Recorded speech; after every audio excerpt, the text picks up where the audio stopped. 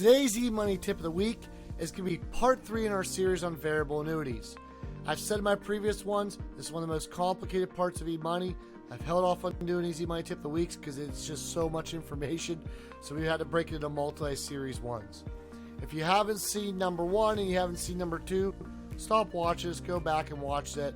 That's techniques, or should be eMoney tip of the week, 44 techniques variable annuity part 1, and eMoney tip of the week number 45, techniques variable annuity part 2.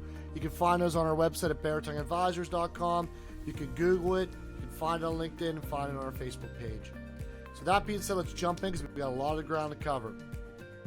So we've already input this annuity. We called it Jackson National Variable Annuity. We've already put some guarantees associated with it, and we've already put a transfer in to show those guarantees. We already went and checked our work on the cash flow report, not the annuity report, to make sure it showed up correctly. Now that we have that, let's start talking about how we can build some techniques in our plans. If you don't see scenarios here and you see plans, it's just because you have an updated version of eMoney or you're watching this a year down the road. Let's go here to add, and normally I would build this out in alternatives. Go watch my other eMoney tip of the week where I talk about you want to build these all out in one scenario. I have all these scenarios in here because I like to play around in here. So we're just going to go around, we're going to build this up, and there's a lot of things with annuities that might not seem intuitive at first. So one of the first things you might want to show is we show this client taking this transfer at 65, which is Pam's retirement. We nailed it to Pam's retirement. So maybe you want to have Pam retire at a different one. So we just go to make changes here to assumptions. That's why I put her retirement. We put retirement and death. Now let's say retiring at 65. She's retiring at 63. We're going to hit save. We're going to go and make sure, I should hit done there. So kick me back. We're going to put retire at 63. You're going to forget what you put in here, especially if it's a review appointment or a couple weeks down the road. So now real quickly we can show the client taking it at 63 and we can show the client taking it at 65. Really easy to show at Decision Center. But you might say, well, Greg, what if the client wants to show a couple different ages, a couple different scenarios? What do I do then? Well, now we're going to make a change to the transfer. We're going to come here, and instead of doing that at 60, just changing retirement age, one of the things we could go in here, we could easily go and say, all right, when's this start? Instead of retirement, we can do with Pamela is, say, 62. Now, we can go here to plan changes, and we can rename this, and we can put turn on annuity rider at 62. Now, you might be saying, Greg, now I got another issue. The guarantees showed a 5% of this withdrawal rider. Well, I looked at the perspective as this client takes it at 62, maybe they're only going to get a 4.5%. What do you do then?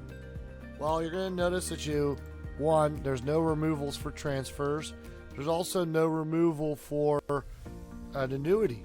Don't ask me why, it's just not in there that you can remove an annuity. So we got to work around for that. Always got to work around for everything. So what we're going to want to do here is we're going to want to make changes to the annuity. Now you see our Jackson Nationals in that drop down. And this is where I'm going to go in here and I'm just going to put 0. I don't care about this thing. Alright, so now I'm going to hit save. That's the same as getting rid of it. Again, there's not a removal for annuities. Don't ask me why, it just is. So we're going to hit rename here. And we're going to put 1-remove Jackson annuity. Wondering why I'm putting 1? If you follow any of my other eMoney tip of the weeks, anytime I'm going to build out a multi-step strategy, I'll put 1 so I know to have all those. If I have 2, I'll put 2s by them. And so when I click on 1, if maybe there's 4 techniques that I need to have it at once, I know that all 4 of the 1s should be turned on together. So the first thing I'm going to do is I'm going to remove that Jackson annuity. Then I'm going to add a new annuity. So you go down here to, not annuity strategy, by the way.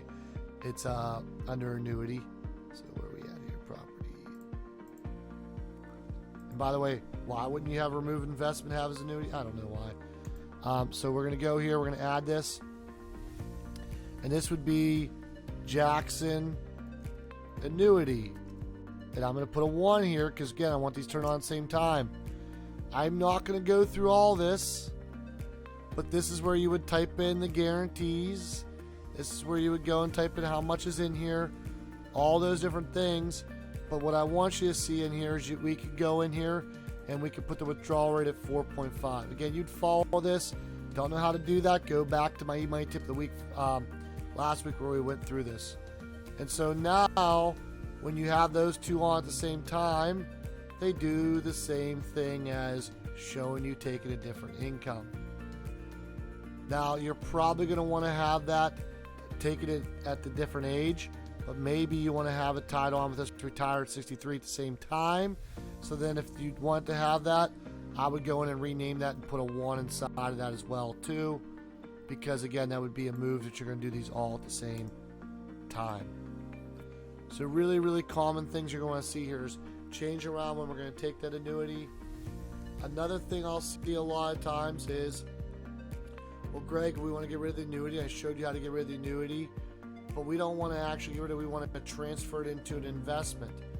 This is an IRA, so you want to show them one, maybe losing those guaranteed incomes in the base strategy, and what does it look like for Monte Carlo? Now, a lot of times, Monte Carlo, the way Monte Carlo works, guaranteed income really helps out, but it depends on a lot of factors, so it's not necessarily going to work out always the way you want it, but what you might want to say is, we're going to do a transfer, so we're going to add a new transfer. Oops. Helps if I click on the right one.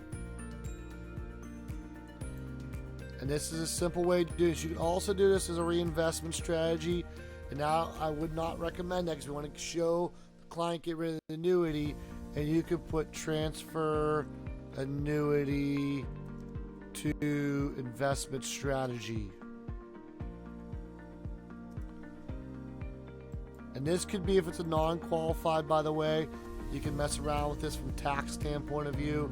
If you're going to do, move it over to do 1035 exchange to a lower cost. It doesn't have income guarantees and the client doesn't want that, whatever it might be, follow the same strategy. And now we're simply going to move it from the Jackson National.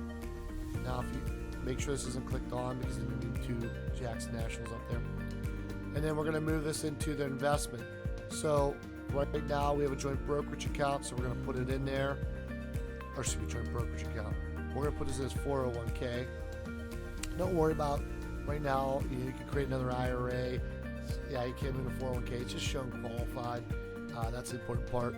And we can put this in this calendar year or do it whenever it is. But we're going to do a full transfer value of this one because we're going to get rid of this. And we're going to do this in the calendar year 2022. Again, you can exempt from penalty. IRA is really important to look at. For right now, this is going to be simple. We're just going to move this over. So that's a quick way to show that inside there. Go and check your work if you aren't doing this, by the way. Look at this, a rollover. The exempt fill will not apply to this. Move yes. Again, these things are going to be tips inside of here. The other thing I want to show you inside of here is you could do this and you can add a new investment. Or assuming that investment because this is a qualified one. Let's go for a new